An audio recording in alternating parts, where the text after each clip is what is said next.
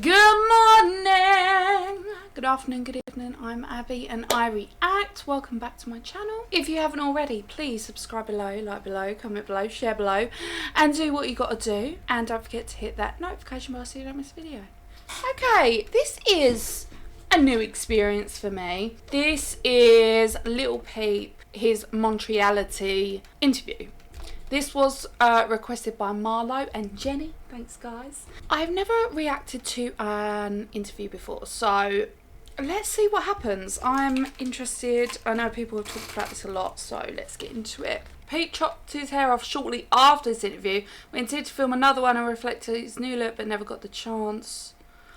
Oh my god, that's sad. Okay. I think the planet is very sad. Yes, of course. I definitely think the planet is very sad, and I think a lot of people are also very ungrateful, which is another big problem. Well, that's why I got the Crybaby tat on my face. I got a humongous tattoo that says Crybaby and shit to keep me grateful and remind me not to be a crybaby. So I see it every time I look in the mirror. You know. That's cool. To remind me that I'm blessed. Welcome to Montreality. This is Lil Peep. Let's get it. Ooh. I was kind of like, I was a kitchen bitch at a can I curse? Yeah, of course. Okay. I was a kitchen bitch at a seafood restaurant, a local seafood restaurant. Did you say kitchen bitch? What? I was a kitchen bitch. Where I did a lot of really disgusting shit, like early in the morning. Like at 7:30 in the morning, I would have to cut up a bunch of fucking squids, like a whole bucket full of squids. Ew. It really sucked. Made me throw up a few times. I also, one time the chef just came at me with like a bucket of crabs, like 300 crabs, like live crabs going like this and shit.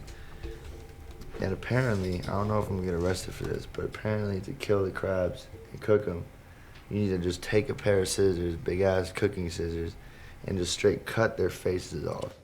So I'm a mass crab murderer. I cut the faces off of 300 crabs that day, and I never went back. Oh my god, are you joking? Is that real? Oh my god, that's horrendous. Oh my god, those poor crabs. I'm not surprised he didn't go back. Oh, those poor babies. Oh, poor angels. Okay. Ooh. I mean, my favorite show still to this day is Scooby-Doo. I don't have a particular favorite character.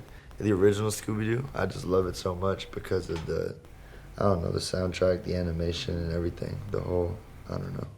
This is interesting, actually. I'm just looking at his body language. He's always covering his face with his hands, and it's like he doesn't want to, it's like he's shying away from it. Like he's like this all the time, like he's covering his face. It's interesting body language. It's like he's uncomfortable, but the way he's talking is actually really comfortable. That's what I'm kind of getting from that. Interesting. I'm into like spooky, scary shit, and when I was a kid, that was what was scary to me, you know what I mean? Scooby-Doo. How about that dude, the submarine dude, you know what I'm talking about? With the big, yeah, you got it tattooed on him. He's got a tattoo. My homie has a tattoo with the dude from Scooby-Doo. That's the villain. Yeah, right there. That episode. That's wild. That's so cool. Death Note, Bleach, Hunter x Hunter. Shiki is one of my favorite ones. A lot of people don't know about when I tell them, even though a lot of people do. But it's one of the less popular ones. But it's my favorite one. RPGs, you know. I started out playing RuneScape. I love RuneScape. Then I did a little bit of World of War. And then World of Warcraft. World of War. My bad. Just woke up. Literally just woke up 10 minutes ago. And then I did Oblivion, Skyrim, Elder Scrolls was my shit. Mass Effect. But mostly RPGs and like Fable 1 through 3. I'm like a nerd. I like magic and swords and shit like that. Watched a lot of Game of Thrones. Yeah, I played Zelda. I've never watched Game of Thrones. Never watched. Actually, no, tell a lie. I've watched like the first like 3 episodes a few years ago. It was very, very difficult to get into. There's just so much going on. Like, how many fucking characters do you want to put in a fucking show and then kill them all off? And then they have sex with each other. Like, what? I don't understand it. It's not really my thing. That's off topic, but you know. Held on the Game Boy though, you know what I mean? Like the original. Yeah. I'm dead as fuck in a coffin. I'm long gone. 86, goddamn. I wish. Not happening. If I find someone, and if I fall in love with someone, if I have a kid, you know what I mean, shit might change. But right now, I'm out here making music, you know, and the shit I talk about is real, so I don't, you know, not much to lose right now, but I'm here, I'm doing my thing, so fuck it. How old are you now, 20? Mm-hmm. What do you think 20. happens after that? You know, I don't know. You could just wake up again. I have no idea. I'm not like, I know there's something, because you can't kill energy, you know what I mean? Energy doesn't die. It's literally like a fucking weird thing that like leaves your brain when you die. Like you could see it on some cameras or some shit. I completely agree with that. Like, when you die, I feel like your energy and your aura, which is scientifically proven to exist, by the way, an aura, and if you practice, you can actually see it. Anyway, I do believe that your aura and your energy, it stays beyond your body. It just stays there. There's certain things we can't see as humans. We can't see it, and I think the energy and the aura and stuff is part of that. Does that make sense? I think that makes sense. I agree with him. See like a weird, like, I don't even know what the fuck to call it, but it leaves your brain and like just like floats out into like you know, the atmosphere and whatever the fuck. So no, definitely not. You know, I feel the presence of a lot of people who have passed away too, just randomly, you know what I mean? Just popping in my head. So. Oh, of course. I think that everyone should do mushrooms, in particularly, not necessarily acid, but I think everyone should do mushrooms at least 2 times a year. I think it's great for your mental health. That's so specific. It teaches you a lot of shit. Like, I can't explain it. It almost feels like you got like a massage in your brain. You know what I mean? I can't. Oh my god, that's so true. I can't. This is really difficult 'cause I don't want to fucking incriminate myself. But mushrooms are fun. Like, they're fun. You just laugh a lot, and there are things like you think about things in a completely different way. It's so fun, and it's like, whoa, how did I not think of it like that? And it's so obvious. But you just feel relieved and like, oh, like you realize a lot of shit, you know what I mean? It's just like, I don't know. I think they're there for a reason. That's a good point. You know what? I have never had a bad trip. Because I'm just like so aware of the fact that I'm on whatever I'm on, that like there's almost like a sober me inside of the fucked up me, just being like, you're fine, bro. Yes. And everyone else is freaking out around me, and I'm kind of like laughing at them. Like, I don't know, it's weird. I'm just good at controlling myself on that shit. I used to sell mushrooms too, so I would eat like way more than you should eat every day. I kind of replaced weed with mushrooms, so. That's yeah. mad. Psychedelics became a regular thing to me. Like, I did mushrooms last night. Yeah. We ate mushrooms last night, and I stayed up all night. I slept for like 2 hours, I think, in the car just before this interview. So, that's me. Shit, my favorite rappers? Definitely Future's on there. Gucci. Atlanta, man. Fuck. Atlanta. You know? McConan. Yeah. Atlanta did that for me. I mean, obviously, there's a shit ton of New York, like, you know, artists who got bars and shit. Like, the culture there is a lot different from Atlanta, you know, the rap culture and shit. Like, I did listen to a lot of fucking, like, Pro Era when they were popping, and I was, like, 14, 15 or some shit like that. And, like, shit like that. And obviously the old shit, bringing it back, you know, like Wu-Tang. Fuck MF Doom and all the old New York shit, but mostly like, for some reason, I find the Atlanta scene to be, like, almost, like, it reminds me a lot of rock and roll, like, in a certain way, you know what I mean? I think it's amazing because I think it's amazing that there's so many different, like, you know, ways to come at it nowadays because, like, even me, apparently I got a Wikipedia page. I was looking at my Wikipedia page. The genres was, like, alternative rock, like R&B, hip-hop, trap, emo, pop-punk. So they don't really know what to call it, you know what I mean? I don't think you can really put him in a category because I have no idea what I would call it because it's like emo, rap.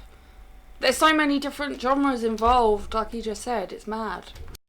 I think that people are just going to have to stop putting, you know, people into boxes, you know what I mean? You don't really need to label it anymore. Like, just enjoy the fuck out of it. And right, exactly. I want to take more of, like, a Frank Ocean route and, like, you know what I mean? Drop projects that are just me and no one else on them. So that, you know, I did it on my own, so I can't, not to, like, hop on a wave, you know what I mean? I'm not trying to ride a wave, I'm trying to make my own wave. Nice. From XP. What's the most romantic thing you've ever done? Good question.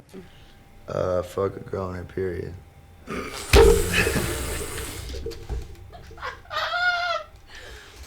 Wasn't expecting that. Wow. No condom. How do you heal a broken heart?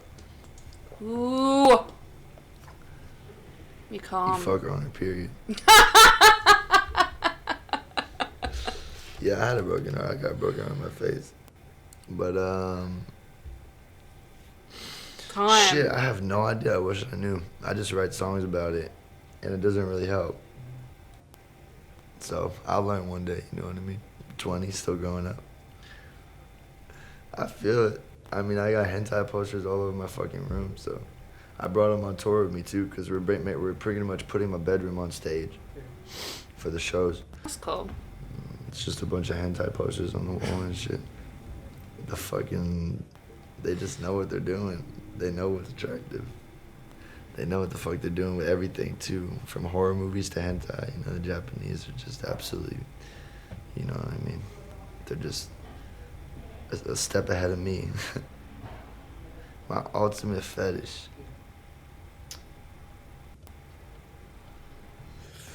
I don't know. I got a few. Tell us. We want to know. My ultimate fetish is probably, I don't know. I don't really have ultimate fetish, but just, I guess, tattoos on girls is hot. I fuck with tattoos on girls. I put feet in my mouth sometimes, you know what I mean? I'm out here. I mean, shit, everything changes with time. Like, you can't predict where you're gonna be next year. You have no idea, you know what I mean? Like, there have been points, like, I've been in very, very, very, very low points. Like, you know, shitty situations, horrible situations. And then my mom always tells me, like, time will heal everything, you know what I mean? And even if it's like 5 years later and you're still feeling like, where the fuck, like, when I'm waiting for this shit to heal, like, nothing's happening. It's gonna take another, you know, few years, you know what I mean? That shit does take time in some situations, but, you know, it will eventually get better. Things will get better. And also, you have to be grateful for what you have. Never be ungrateful. It's when people start to be super, you know, like, oh, I hate my life, everything sucks. But it's like, you got shoes in your feet right now, you know what I mean? There's kids who don't have access to water in the world. Good point. So, pretty much, yeah. There's people fighting to survive, so live on for them, you know what I mean? Live the life that they wish they could live. My message to the youth is stay aware of the shit that's happening around you, and don't get brainwashed by fucking, you know, society today, because Yep. Look at the bigger picture. It's very easy to happen. And don't become a police officer. Hell yeah. This is Lil Peep. That was Montreality. Much love. Gang, gang. Thank you, man. Gang, gang. Of course. It was great, man. One of the best Hell we've yeah. done so far. Hell yeah, hell yeah. Thank you. Of course, man. Thank you. See, I don't normally do it. I watched your guys' interview. Thank you, man. I appreciate it. Some of it was rough.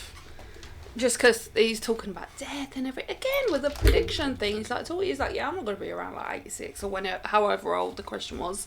He's like, nah, I'm not going to be around for that. Like, damn. He's such a sweetheart. That was really good. I love Montreality interviews. Machine Gun Kelly has done a few, and they're always have really good questions like that. They're just not they're not the normal, rather more boring questions that no one really wants to know the answer to. Do you know what I mean? That was great. That was Lil Peep and his Montreality interview. If you haven't already, please subscribe below, like below, comment below, share below, and do what you gotta do. And until next time, guys, ciao.